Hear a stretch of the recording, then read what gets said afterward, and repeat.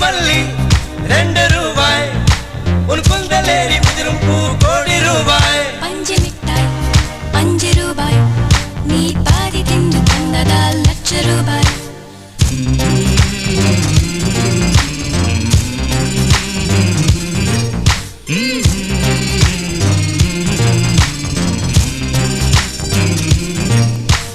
காதலிக்கும் பெண்ணின் கைகள் தொட்டு நீட்டினால் சின்ன தளர் கூட தங்கந்தானே